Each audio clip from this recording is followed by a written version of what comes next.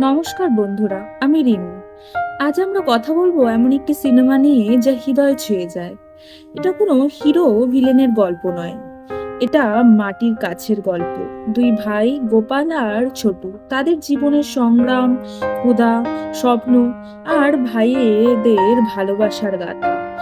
অন্য গল্প, চলুন দেখি কিভাবে দারিদ্রতার কঠিন বাস্তবতা তাদের সহজ পাঠকে জীবনের শ্রেষ্ঠ পাঠে পরিণত করে। সিনেমাটির নাম সহজ পাঠের গপ্প। ভিডিওটি যদি আপনাদের ভালো লাগে তাহলে একটি লাইক এবং সাবস্ক্রাইব করবেন, তো একদমই ভুলবেন না।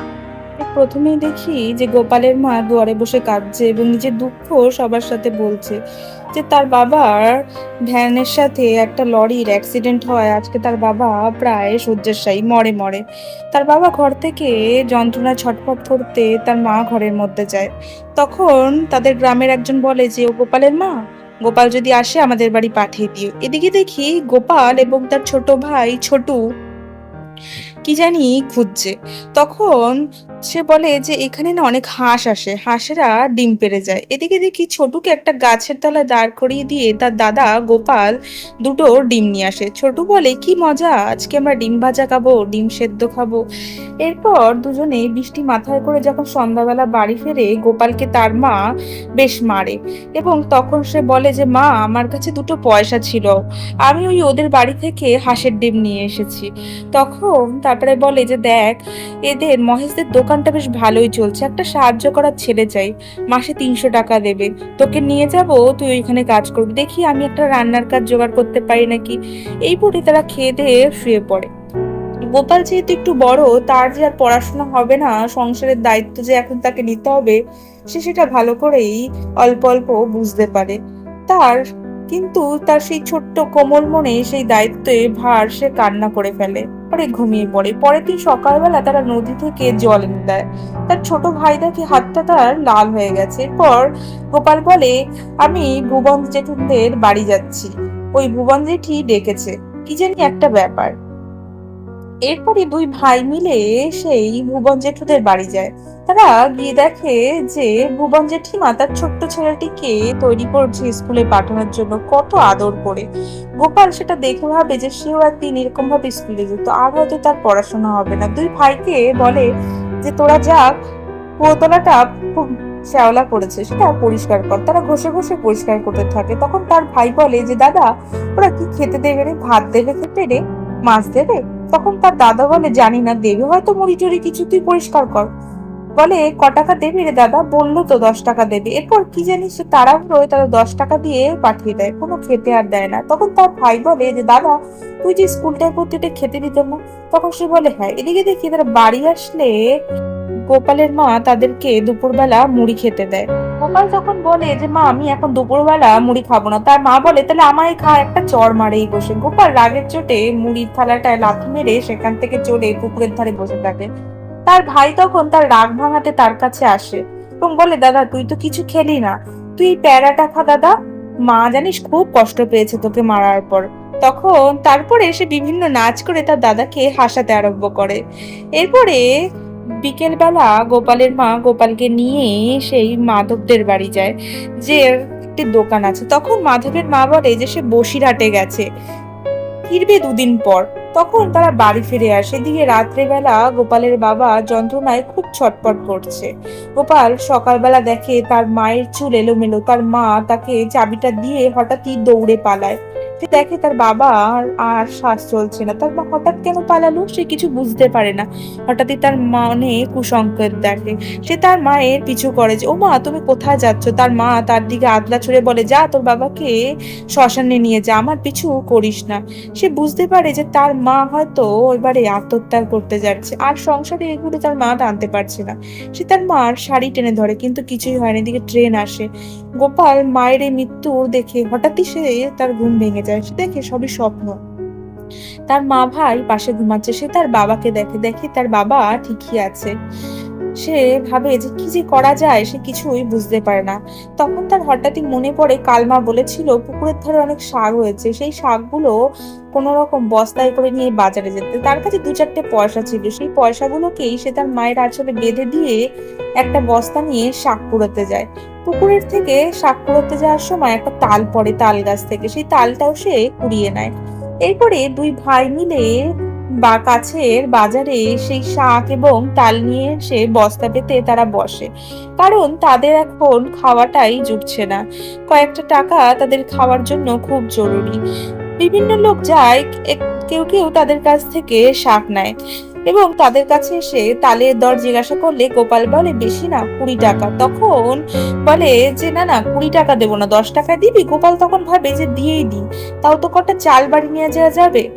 এরপরে তারা শাক এবং তাল বিক্রি করার পর যখন ফিরে যায়, তখন তাদের গ্রামেরই একটা ছেলে বলে যে জানিস তো, সেই তাল নবমীর জন্য নেমন্তন্ন করেছে গ্রামের সবাইকে, কত কিছু খাওয়াবে সেই শেঠদের বাড়িতে, পোলাও, আলুর দম, চাটনি। তখন তার ভাই বলে তাল নবমী কি রে দাদা, কবে সেটা? বলেই তো 2 দিন পর।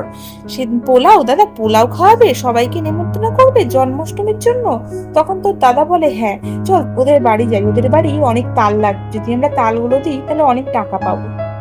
এই বলে তারা শেঠদের বাড়িতে আসে এবং শেঠ জেঠি কোথায় আছে তাই তারা দেখতে আরম্ভ করে। তখন তাদের বাড়ির কাজের লোক ভজু বেরিয়ে আসে। ভজু বলে কি রে, তোরা কি নিতে এসেছিস, কিছু চুরি টুরি করিস নি তো? তখন গোপাল বলে না না, আমরা তো শেঠ জেঠির সাথে দেখা করতে এসেছি। তখন সেখানে শেঠ জেঠি বাড়ি আসলে বলে যে এইটা হচ্ছে আমার ভাই ছোটু আর আমি হচ্ছে গোপাল, আমরা আপনাকে তাল এনে দেবো, বড় বড় তাল, কি মিষ্টি হবে, অনুষ্ঠানের দিন লাগবে তো? তখন বলে হ্যাঁ লাগবে, তুই তাহলে 5টা বড় বড় তাল এনে দিস। এরপর গোপাল রাত্রিবেলা বাড়ি ফিরে আসে। তারা ছোটু তার মায়ের কাছে জিজ্ঞাসা করে মা পোলাওটা কি গো? তার মা বলে জানি না, ওই একটা কি জানি ভাত টাইপের হবে। তারপরে তার মা ভাত রাঁধতে থাকে। ছোট মনে মনে ভাবে যে পোলাওটা কি। পর দুই ভাইয়ে খেলতে থাকে খাওয়ার পরে এবং ছোট ভাবে যে মা জন্মাষ্টমী কি, সে তার মায়ের কাছে জিজ্ঞাসা করে। তার মা বলে যে ভগবান শ্রীকৃষ্ণের জন্মদিন। জন্মদিন মানে যেদিন জন্মেছিল। তখন সে তার মাকে জিজ্ঞাসা করে মা আমি কোন দিন জন্মেছিলাম? তার মা বলে জানি না।